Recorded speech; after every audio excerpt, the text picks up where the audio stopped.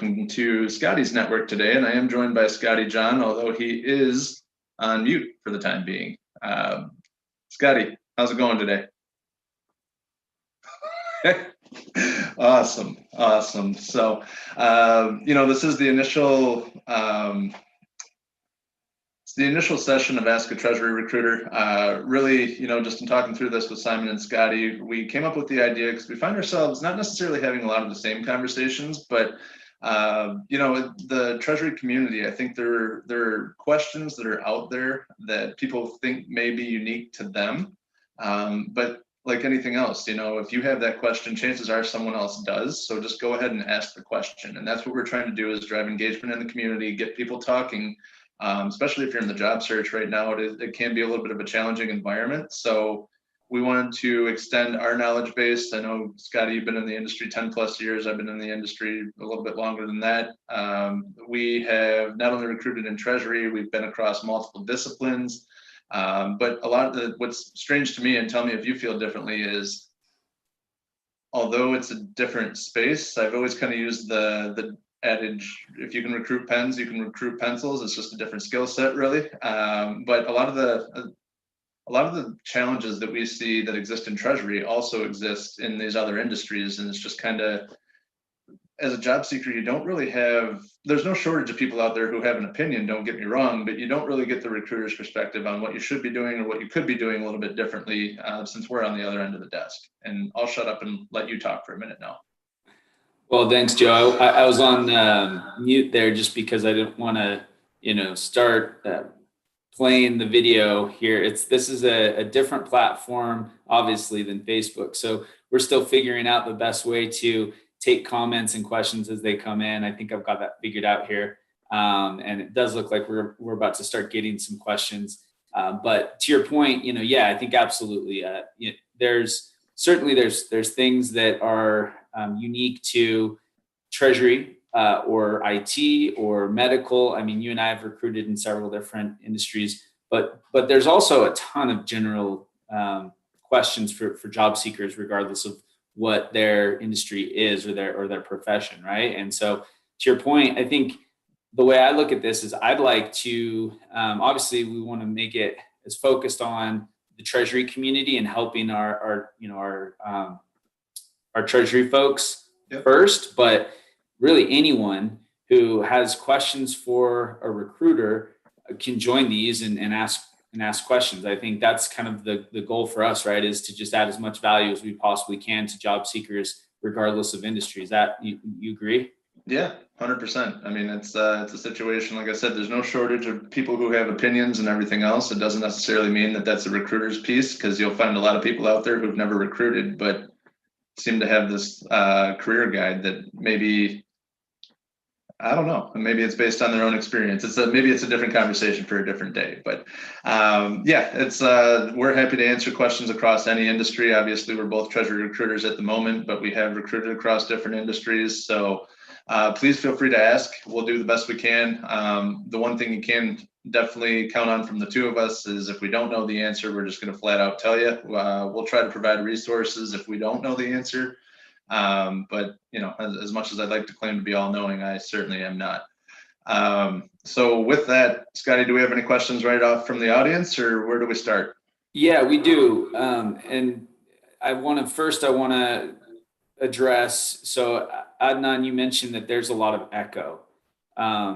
So let me ask, if I'm on mute and Joe is speaking, is there still echo? I'll give this a second, let Joe test it here. Let's make sure we get this audio figured out. So we'll go with the echo piece. If you're hearing an echo, it's definitely on my side. And what I can do, I'll turn my volume down.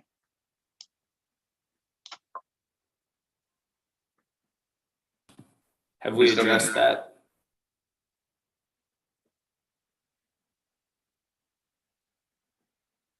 Okay.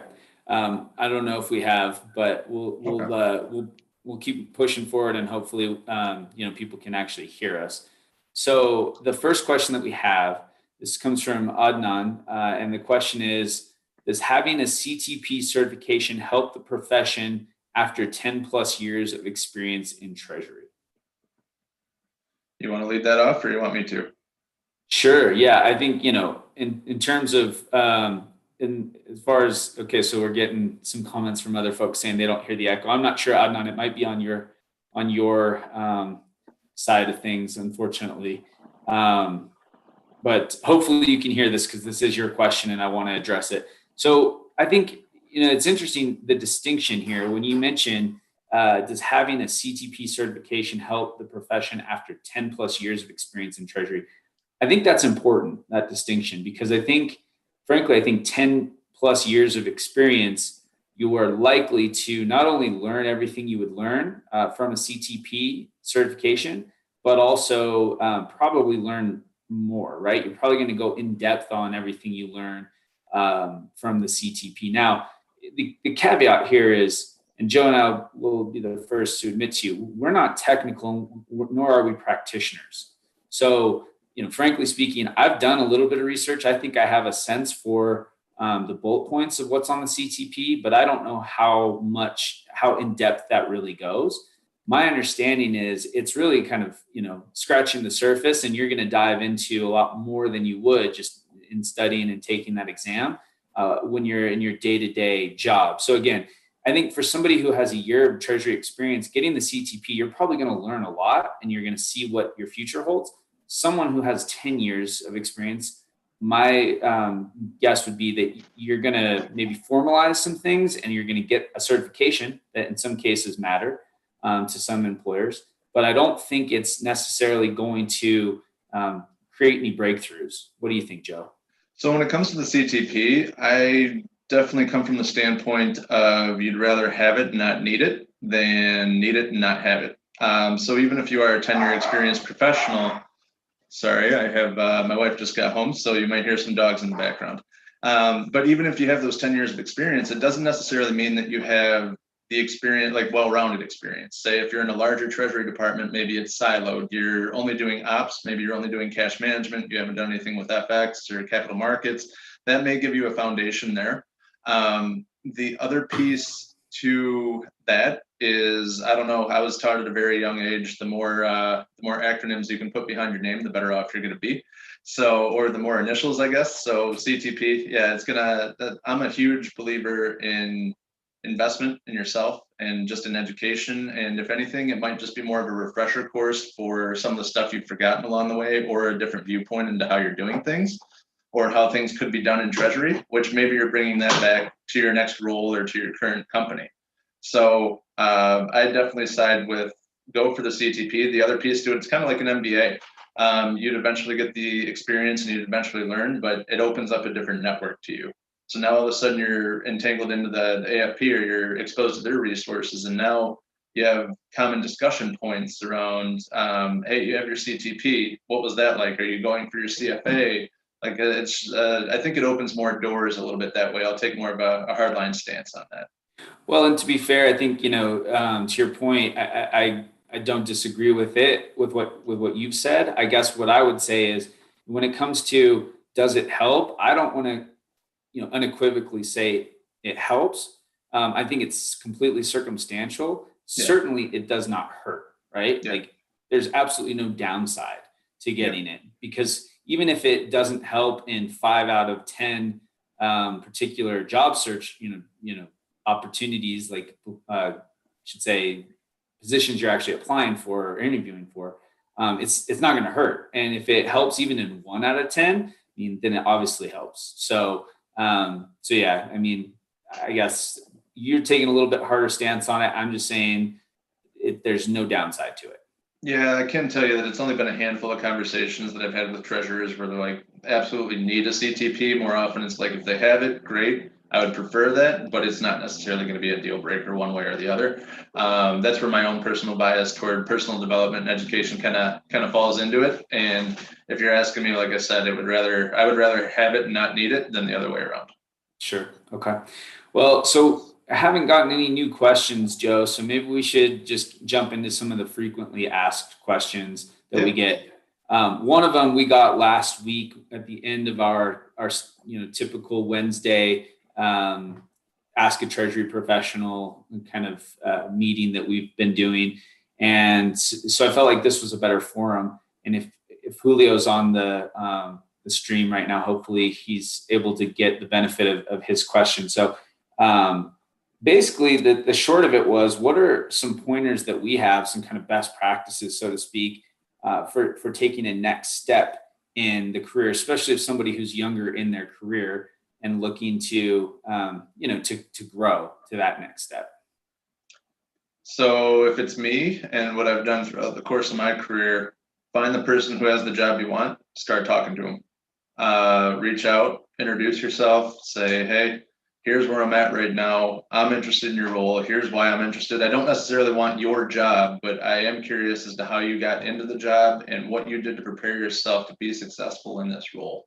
I think, people make, and Scotty, we preach about this all the time. It's just networking, reaching out, introducing yourself, getting to know people, and focus on helping people first.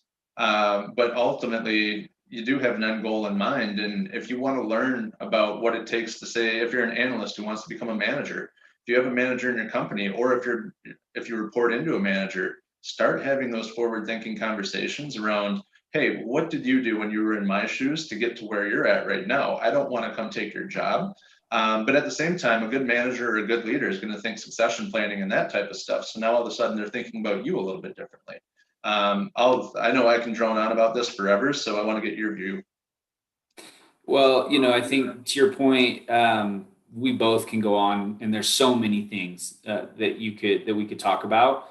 I would say, at the risk of just talking about a cliche here, the number one thing I think you can do is to be exceptional at the job you have.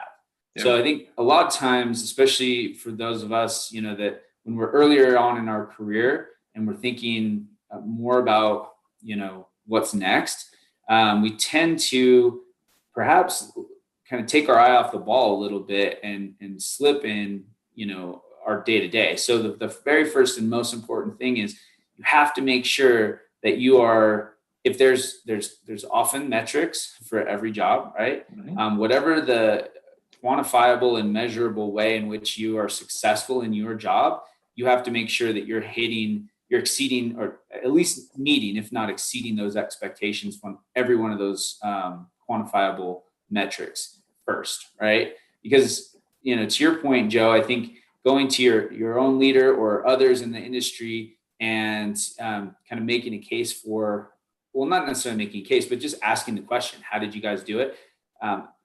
That's what you're going to hear first, right? Is be exceptional at the job you have. Yeah. And the second thing I would say is, and so once you've hit that, that's got to be a given.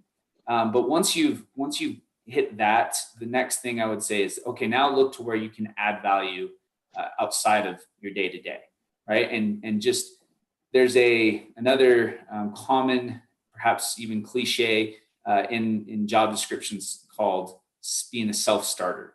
Right? Mm-hmm. How many qualifications do we see on job descriptions that say self-starter? What that means is you're taking the initiative without being asked to go and find ways to add value outside of what's expected of you. So number one, hit your own expectations and ideally exceed those expectations. And then once you're there and you maintain that, then it's starting to look elsewhere for ways that you can add value proactively. Yeah, I think we both worked for a very well-known recruiting company in the past where you have your realistic objectives and then you have your stretch goals. And usually what you're managed on or what you're measured upon is your stretch goal, as opposed to like meeting and just basically meeting your basic requirements. Those are table stakes. That's what keeps you getting paid. If you want to get promoted, it's more of hey, here are your stretch goals. This is what you need to be hitting. And for us, it's pretty easily equatable because it's sales and numbers and all that type of stuff. Happy to report that don't have to really face too much of that right now. But it's fundamental in learning, hey, I have a goal. I need to work each and every day toward hitting that goal in order to be rewarded. It's not just going to be handed to you if you checked, 3 years of experience. That kind of goes to the previous question around 10 years of experience. Well, there's 10 years of operations experience, but there's 10 years of experience on a global scale where you're dealing with the FX and the capital markets. Now, all of this at the core is have regular check-ins with your leader. understand where you stand as an employee, how you're doing your job, and then start to have that growth conversation. And a good leader should be invested in helping you grow, because I'm going to use a sports analogy just because that's what I know best. Look at NFL coaching trees, like, or even college coaching trees. Everyone learned from a mentor at some point, and then they just spread out and you get new experience. But you have to show the core competency and the ability to be able to be coachable and learn new things before you can take additional responsibilities on. Now, go ahead. You're going to say something? No, I was just agreeing. I mean, I think that that's a great analogy. And to your point, we both like the sports analogies. Maybe not everybody on here does, but it's such a good one because again, it's, you can see the legacy of these coaches who obviously been good coaches, not just of their teams, but of their staff, because they've produced people who then can go on and essentially compete against them. And that's that kind of healthy competition. We did live in a environment or a culture where it was, I don't know, slightly harsh at times, right? It's like you're doing your job, you're hitting your expectations, and I'm sure you and I both had the uncomfortable engagement with a leader that was like, yeah, that's how you don't get fired. Yeah. Yeah, congratulations. You're on another 1 week contract. If you want to get paid another week beyond that, then you might want to start thinking a little bit bigger. And then, but that's the other piece, is once you develop that trust and that ability, or you've shown that ability to take on additional responsibilities, good leaders, like I do this with you sometimes, you're 80% of the way there. I'm going to push you in the pool and see if you can sink or swim. And it's going to be a calculated risk, but I'm going to get you out of your comfort zone so that you can grow. And that's how you kind of get a feel for whether or not you have a good leader at the same time. And I'm not trying to go out and blow up leadership or anything like that, but it is a relationship at the end of the day. They have to be invested in you, or they should be invested in you just as much as you should be invested in trying to get ahead. So I know personally, the way I run teams is I want to train, once I identify my high performers or whomever that may be, I'm training them essentially to take over my job so that I can take on the next thing. Because what that does is it creates those stretch goals, and all of a sudden you're growing, you're challenged, you're engaged. It's not, hey, I'm going to sit here stagnant and I need you to be here for exactly 3 years before I bump you up into this. And then that's what it's going to look like. That's why we talk about it being a career jungle gym more so than a career ladder at times. It's just, you never know. It comes down to your relationships. It comes down to your competencies and just how dedicated and how coaching and how willing you are to be coached. From a technical aspect, I know we've talked about it. If you're in ops or in cash management and you want to get exposure to FX and you sit in a global company, walk over to the FX team, but make sure that your manager knows what's going on too. Like, keep everyone on the same page, but start networking internally and learning about what other people do and what they did to get that experience. Or maybe someone's willing to take on a mentorship role. So like, someone who came up in FX won't have the cash management experience. If you guys can cross train, guess what? All of a sudden you have a backup if you're out of office, and you're taking care of that for your manager, putting their mind at ease too. So that's the self-starter initiative piece. But yeah, I mean, that's really how I look at it. I know it's jumbled and it's a lot of information. I'm all over the place with it, but it's worked for me so far. Well, and to your point, I think we can both go on, for the better part of an hour just on this one question.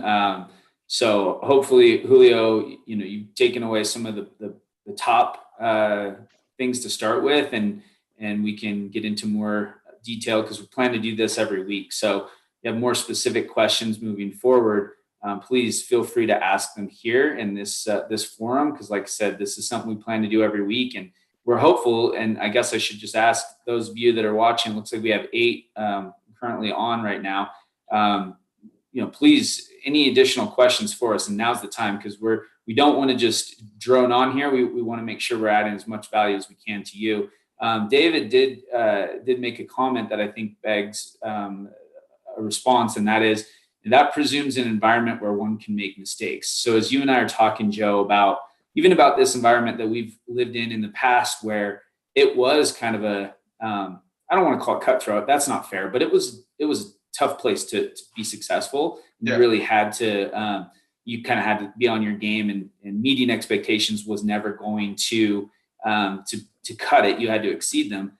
all that said, it was an environment, at least in my experience, where you could make mistakes. And I think that that's critical. I mean, frankly speaking, this is the challenge. And for those that are on this stream right now, many of you maybe aren't employed currently. But for those of you who are, real challenge right now to consider making a move, because obviously it's uncertain times, and we can get into a little bit more of what we're seeing in the market. But if you're in an environment where you don't feel like you can make mistakes, I mean, there are a couple of crucial conversations that you might be able to have with your leader or any leadership that's willing to hear you out. At the end of the day, I think that's a place you need to probably start to look to lead, right? Because in my mind, even though I've had some really difficult jobs in the past, generally speaking, I have had an environment where mistakes were not necessarily welcome. You want to avoid them if you can, but also, to your point, Joe, earlier, if you and I do a role play of a difficult conversation that I have to have, and you think I'm 80% of the way there, you're not going to micromanage what that needs to sound like. You're going to let me go and make a mistake if I make a mistake, right? And I think that's really critical to a healthy environment. So if you're not in a place like that, that's where it's probably time to, and there's not ways to make changes. It's probably time to start looking elsewhere. Yeah, that's an excellent point. We've touched on this a little bit before too, where it's understanding the motivation of why you're looking. So if you're in that situation where you don't feel like you can actually fail in an attempt to grow, and I'm not talking about like going and purposely messing up finances or anything like that. Like if you're, again, it comes down to the core competencies. We're talking within reason, but like if I'm in a situation where I'm not given the freedom to fail, I guess is what we'll call it. A good manager is going to realize, like, again, calculated risks. I'm going to give you enough rope, or I'm going to push you in fully knowing that I can throw you the lifesaver at any time, and there's nothing that you can do that I can't clean up. So again, those risks have to be calculated. They have to be managed accordingly. But at the same time, if I'm in an environment where if I'm afraid to fail, then I'm probably looking at even a lateral move. This may not necessarily be a growth move for me. This may be a sideways or a lateral, maybe even a step back with a pathway forward, just where I can take on that. I can take on that responsibility, or I can take on that calculated risk in order to help myself develop. Absolutely. So we got another question here from Adnan. Thank you, Adnan, for continued questions. So this question is, how do you foresee treasury roles changing in terms on contributors now that we have seen the pandemic and increased focus on cash flow? So if I'm understanding the question correctly, I think what you're getting at is, how are we going to see treasury roles change given we're seeing an increased focus on cash flow? And here's the thing. I mean, I don't know if this has to do necessarily with the increased focus on cash flow. I think obviously that is in many ways, that's a short term. Well, we hope it's relatively short term, but that's by virtue of what we're experiencing today with the pandemic, which is extraordinary, and hopefully we don't see something like this again in our lifetimes, right? I think generally speaking, I think how I foresee treasury roles changing, and perhaps it goes to it speaks to this as well, is becoming more strategic. I think the biggest thing for treasury professionals who are having an increased focus on cash flow, it's probably forcing all of you to, if you weren't already, really focus on understanding the business and where are these inputs and what's driving these changes, right? And I think that is going to just increase the strategic opportunity for treasury professionals, and especially for treasurers. I think it's going to increase visibility even after this pandemic, and allow for treasurers to make some to have a greater or larger seat at the table. What do you think, Joe? Yeah, it ties into an interesting trend in conversations that I've had with Treasury leadership over the last 8 months or so, which has been, since the GFC, there was the relative stability, right? Like, and people weren't necessarily pushing to make the investments in technology or in headcount that they needed to in the past. And this has kind of blown all that wide open and exposed a lot of cracks in operations.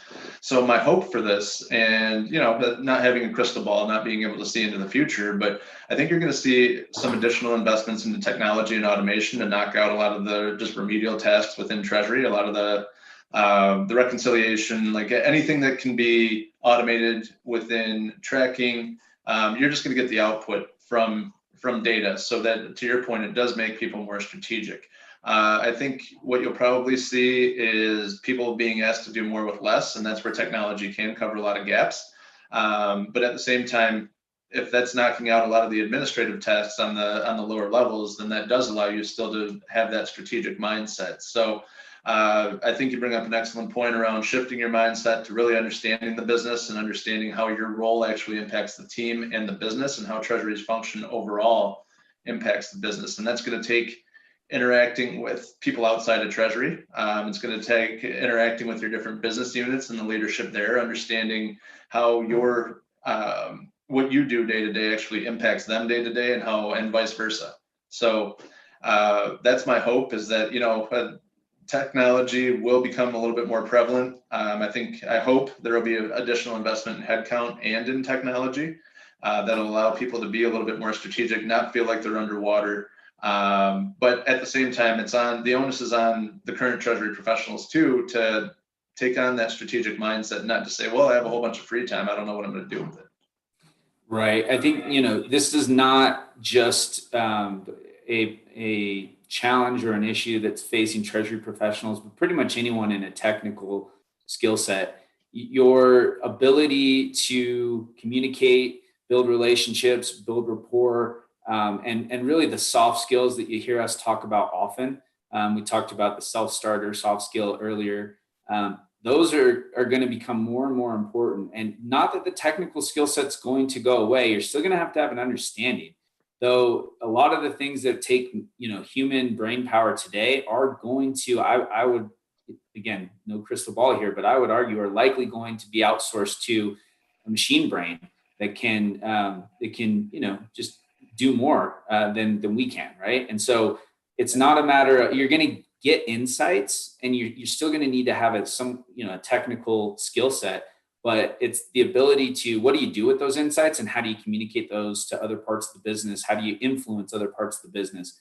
That I think is really going to be the critical change. So regardless of your industry, Treasury or otherwise, focus on skill sets and improving theirs is really going to be critical.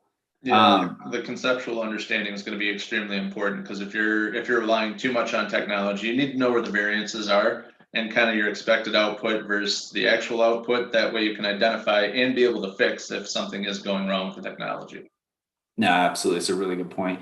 So Joe, I'm going to pose this question to you, because this next question, because I think it's a really good one, and it's going to be right in your wheelhouse.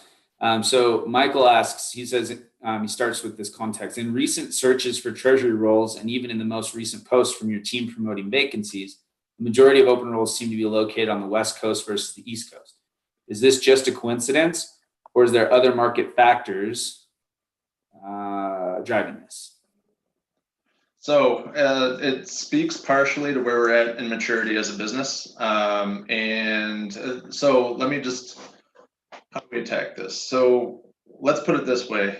I track 47 different markets. We track movement and we track job openings across 47 different markets in the US. If you've taken a look at our newsletter, you'll notice that California is always going to be at the top because you have all the tech companies. It does happen to be where a lot of our roles fall, because we have a little bit deeper relationships there. We haven't been focused on the other markets as much.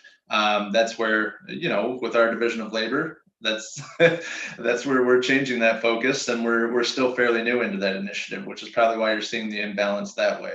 But when you look at it, I mean, you have New York City on the East Coast, you have Philadelphia on the East Coast, you have Charlotte is another busy one, you have Chicago in the Midwest, Georgia, Florida, Texas, extremely busy. So those, there are Treasury jobs that are open, and those are usually the top 5 busiest markets that you're going to see in any given time. California always hits top.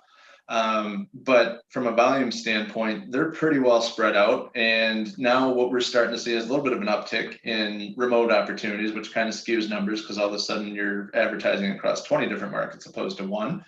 But no, I guess in short, it's not just all out on the West Coast. Yeah, it's tech heavy and dominated out that way, but you have just like Chicago, New York, even I'll lump Chicago in with New Jersey. We'll just call it tri-state. Like when you average that all out, it's not far behind what's going on the West Coast. From our standpoint, we just have deeper relationships in California than we do anywhere else right now. Yeah. And to Joe's earlier point, I mean, if you just look at the pandemic, what are the businesses that tend to be doing best right now?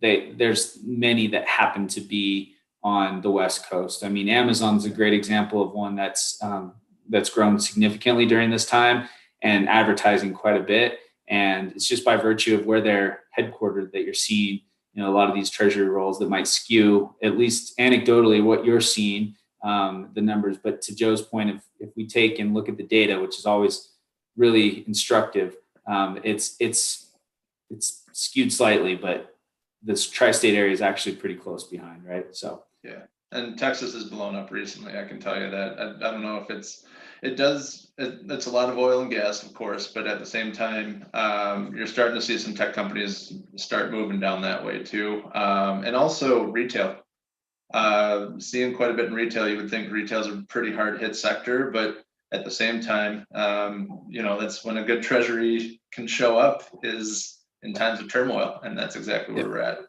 Indeed.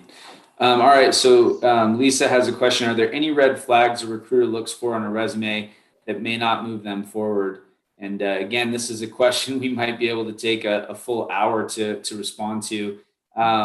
Lisa, I think that the short answer is not all recruiters are created equal. And yes, there absolutely are red flags that a recruiter looks at. Now, I would argue that a good recruiter is going to take those red flags as a data point. And if there's enough that's positive in terms of, whether or not somebody looks like they might be still able to do a given job, you take those red flags and you ask questions around them. But at the end of the day, so many recruiters are having to make decisions based entirely on paper. So if you see, quote unquote, red flags on a resume, in addition to not necessarily having experience on paper that is needed for a given job, those two things taken together will often mean you're not going to get a look. So it goes back to, and I don't know how many people here in this live are familiar with our take on the recruitment process, but if your focus is entirely on applying to jobs that are posted on job boards, then red flags do matter. Joe, what do you have to add to that? Yeah, absolutely. I mean, I think we've talked about it before. The resume is what does the marketing for you when you're sleeping or when you're not actively searching. The whole idea is to get people to want to learn more about you. So to directly answer the question, I mean, it kind of depends on the context. Like, I guess what I'll start off with, and usually table stakes for me is going to be make sure that you have an email address that works and a phone number that works that's listed on the resume. That's usually a pretty good starting point. As far as an email address, if I have to put that forward to a client, I'd prefer it's not like Jazzy Girl 1234 or something like that. Have a professional email address. And that's one of my email addresses. Please don't email it. No, but so it's have the working contact information. Make sure the contact information is listed. Apply to jobs that are within your realm and make sure that when you're going to submit that resume that you're mirroring the language that's in the job description, or that you're hitting in your bullet points the main requirements for the job. And you want to make sure, like, don't over embellish your experience or anything like that, but make sure any of the keywords that are in those requirements are also in the resume, because you never know who's reviewing it on the other side. Could just be someone doing a Control F looking for a specific keywords, because a lot of people who are outside of Treasury don't understand Treasury. And I'm sorry, I keep reverting back to Treasury, but it's whatever profession you're in, just make sure that the terminology matches what's in the job description, because that's probably what someone's going to be looking at the other side. Same thing goes for your LinkedIn profile if you're trying to be found by recruiters. If you're using industry-specific terminology, make sure that that's there, because those are the type of terms that'll be searched for when people are looking for LinkedIn profiles. Yeah, and to crystallize this point in terms of, your question is, are there any red flags a recruiter looks for on a resume that may not move them forward? Let me just give you a list of some red flags. Please, know that the context very much matters. Joe mentioned a couple already, how professional is, like, for instance, your email address. The other one that I hate to say it, but it's just a matter of, does this person pay attention to detail? Is going to be any misspellings in your resume? Those are red flags. To get to a little bit more controversial red flags, if there's persistent gaps in one's resume, that's like, if me as a recruiter, I start to tell myself a story if I see that there's always a month or two gap between someone's employment and then the next job they've taken. So frankly speaking, what that can imply in my mind is, okay, so you've been terminated from many jobs here, and then you've had to go and find another one. Now that's not necessarily going to be the case, but that's kind of what many gaps in a resume can imply for us. I'm trying to think what else.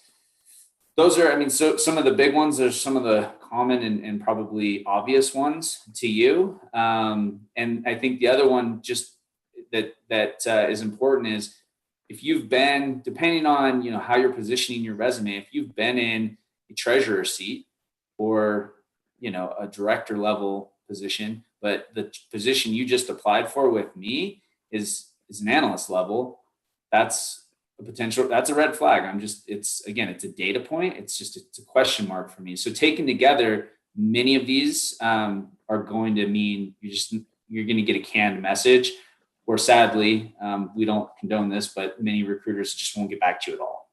Yeah, and there's I'm going to hit on the resume gap specifically, because there are things that are controllable, things that are not controllable, right? If you have contract positions, make sure it's listed as a contract. If you were laid off from a role and it wasn't performance related, just make sure, because it's going to get asked over the course of an interview, assuming that you get that call back or whatever it may be. You just don't want to be caught off guard. And you want to have a reasonable explanation for what's going on. I usually give people the benefit of the doubt, and I'll talk through I'm going to butcher an Ernest Hemingway quote, so we're not going to go that way, but it's basically just like, I'm a huge believer in just talking through and trying to understand, but you can tell, I don't know, I don't think I'm better at this than anyone else, but I've been doing this long enough where you can, like, the stories just don't add up. So make sure whatever's on your resume equals the career story that you have in mind for yourself. And that's where, I don't know if you're working with a coach or with a writer or whomever, but if you're struggling to find that on your own, you may want to seek external help with that. Yeah, again, I think, we don't have enough time here to get into the strategy one should take beyond just applying to jobs. But to Joe's point, any chance you have to speak to somebody and tell the compelling story for why you are interested in a given job, that's what you're going for ultimately. So like Joe mentioned earlier, your resume is a piece of marketing material, allowing for you then to be a salesperson on your own background, going back to how important soft skills are. When you're in an interview, essentially you're in a sales pitch for why you're the right fit for a given job.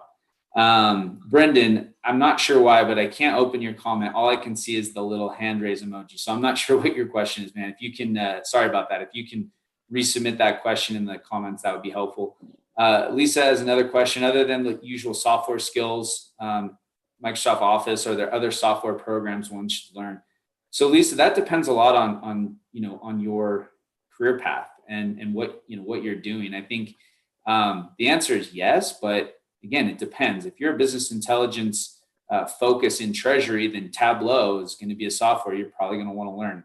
Now, usually you learn that on the job, but again, taking some proactive step and being a self-starter to try to educate yourself on that technology, that's going to help you when it comes to applying for BI roles as they're related to Treasury. But again, it depends so much on the given job, the given industry. And, if you take a ton of time to learn Kyriba, but the next job you take uses, Wall Street or some other TMS, then, is that the best use of your time? Probably not. So I think that's highly dependent on the position as well as the company.